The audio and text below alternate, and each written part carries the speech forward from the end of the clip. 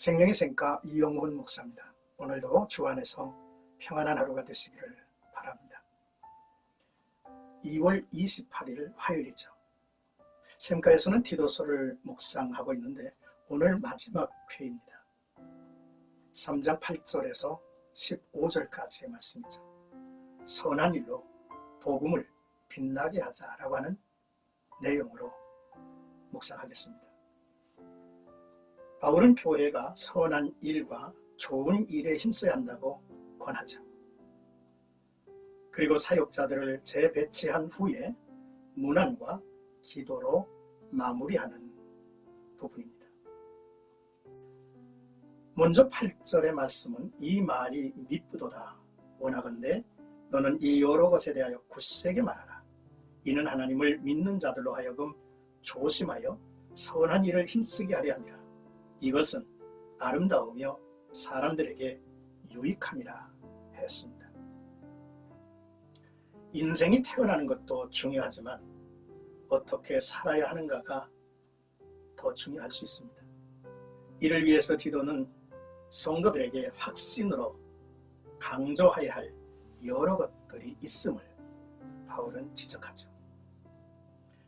4절에서 7절에 언급된 하나님의 자비와 사랑, 중생과 씻음, 성령의 새롭게 하심, 성령의 넘치는 은사와 영생의 소망으로 하늘나라의 상속자가 되게 하셨다라고 하는 메시지입니다. 그러므로 이 말이 미쁘도다라고 했는데요. 바울이 목회 서신에서만 애용한 말로 전적으로 확실하여 믿을만하다 라는 뜻으로서 모든 사람이 받을 만한 것이다 라고 하는 의미입니다. 또 굳세게 말하라는 이제 말씀을 하고 있는데요. 확신을 가지고 가르치고 이 말씀을 가지고 양육하라는 것이죠. 이로 인하여 선한 일에 열심하는 하나님의 친백성이 되게 하려 이제 했는데 이 일로 인해서 첫째는 사람이 아름답게 되고 또 사람들에게 유익한 자가 되고 하나님의 교훈을 빛내며 살 수 있는 하나님의 자녀, 하나님의 상속자가 될 것이라고 하는 말씀이죠. 그렇습니다. 너나 할 것 없이 아름답게 살기를 원하죠. 또한 모든 사람에게 유익을 주는 존재가 되었으면 합니다. 하나님의 교훈, 하나님의 복음을 빛내며 사는 일을 우리 모두는 사모하죠. 9절에서부터 11절까지는 이단에 속한 이웃에 대하여라고 하는 내용입니다. 바울은 이단에 대한 경계심을 강조하죠.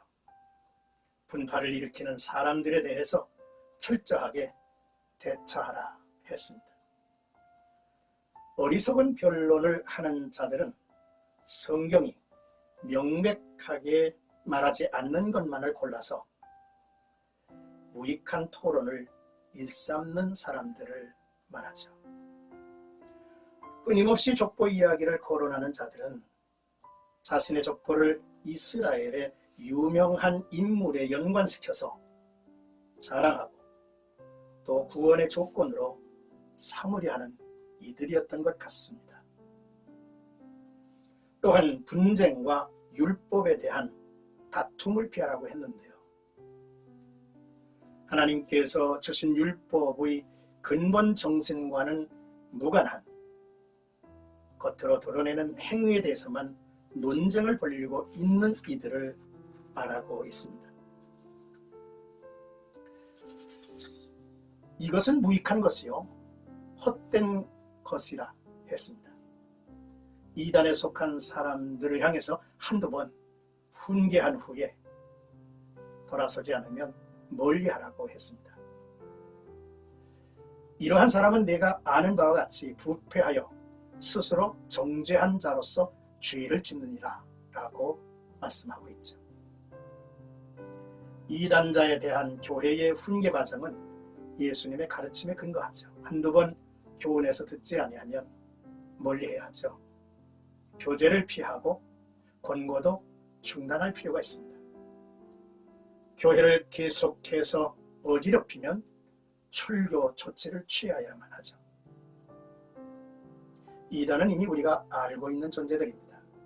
그럴듯한 이론으로 사람을 미혹하지만 시간이 조금 지나면 그들의 부패하고 타락하여 온갖 부정과 비리를 쏟아놓을 것이기 때문입니다. 이미 스스로 정죄한 자로서 죄를 범하는 것은 양심으로 잘못됨을 알면서도 죄를 계속 짓고 있다는 것이죠. 끝으로 12절에서 15절까지는 바울의 개인적 부탁과 마무리 인사죠. 먼저 아메데와 바울이 신임하는 투기고를 그레데에 파송합니다. 그리고 디도를 니고볼리로 부르죠. 겨울을 보내는데 좋은 휴양지이며 디도와 가까이 만나는데 좋은 지점입니다. 이곳 니고볼리는 달마디아 선교의 요충 지대이기도 하죠. 그리고 세나와 아볼로를 속히 바울에게 보내기를 청하는데 이들의 필요한 것들을 제공하라고 권합니다. 세나라고 하는 인물은 잘 알려진 인물은 아니지만 유대교의 율법사였던 인물로 유대주의적 이단을 대항할 만한 실력자로 여겨집니다. 아볼로는 에베소에서 사역을 했던 구약성경에 능통한 인물이었죠. 아마도 바울은 이들과 함께 달마디아 선교 여행을 떠나고자 했던 것이 아닌가 싶죠. 저희로 궁핍함이 없게 하라 했는데 이는 여행자에게 돈과 음식과 추천서 등 그들에게 필요한 것을 교회가 제공함으로써 여행에 아무런 불편함이 없게 하라고 권하는 말씀이었습니다. 사역자들은 남을 구제할 뿐만 아니라 자기의 일에 충실하여 남에게 의존하거나 폐를 끼치지 않도록 교회가 협력하고 후원해야 합니다. 바울에게도 후원해서 바울의 선교 열매를 잘 거두도록 부탁하죠. 세상을 향하여 선한 일과 주의 사역을 위해서 좋은 일을 힘쓰라고 했습니다. 열매 있는 그리스도인의 삶은 선한 일과 좋은 일을 배우고 힘써 준비하고 또한 이 모든 것들을 늘 기억에 담아 두어야 할 것입니다. 그 열매는 하나님께서 친히 베풀어 주실 영광이며 상급으로 이어질 것입니다. 사랑하는 생가가족 여러분, 바울은 추운 겨울을 함께할 형제들이 필요했습니다. 삶이나 사역에 필요한 것은 함께할 동역자, 함께할 형제가 있어야 한다는 것이죠. 가장 값진 선물은 한 번의 배려로 그치는 것이 아닙니다. 그러므로 값진 선물은 평생을 동행하는, 함께하는 선물일 것입니다. 바울의 문안 인사는 은혜가 넘치기를 구하고 축사하는 내용으로 기록되고 있습니다. 문안하며 사는 삶은 축복하며 사는 삶이죠. 또 연락을 주고받는 삶입니다. 문안하는, 교제하는 성도들의 삶은 은혜를 갑절이나 감사를 갑절이나 사랑을 갑절이나 더해가는 그런 복된 삶이죠. 또한 근심과 슬픔은 반으로 줄어들지 않겠습니까? 이 놀라운 하나님의 은혜는 모든 사람과 함께해야 할 선물이죠. 우리는 한 주간 동안 기도서를 읽고 묵상했습니다. 많은 것을 주목하게 됐고 또한 많은 것을 헤아려 보며 은혜를 받았습니다. 디도는 어떤 인물이었는가? 바울은 왜 그를 그레데에 남겨두었을까? 그레데는 얼마나 험한 세상이었나? 그들을 구원하는 또 그들을 변화시킬 힘은 오직 하나님의 긍휼, 그 긍휼로 인하여 중생의 스승과 성령의 거룩케 하심을 통해서 그들을 변화시키고 또한 교회를 온전하게 세우며 세상을 밝힐 수 있다라고 하는 사실을 또한 주목했죠. 오늘 나와 여러분들이 그레데와 같은 그런 험한 세상에 머물러 삽니다. 우리도 담력 있는 복음의 능력자가 되어야 할 것입니다.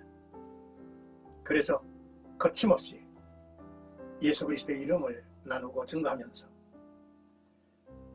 나 자신과 내 주변을 변화시키는 하나의 열매, 그리고 세상을 밝히는 놀라운 주의 상속자들, 자녀들이 되었으면 합니다. 이러한 은혜가 나와 여러분들에게 이루어져 가기를 주의 이름으로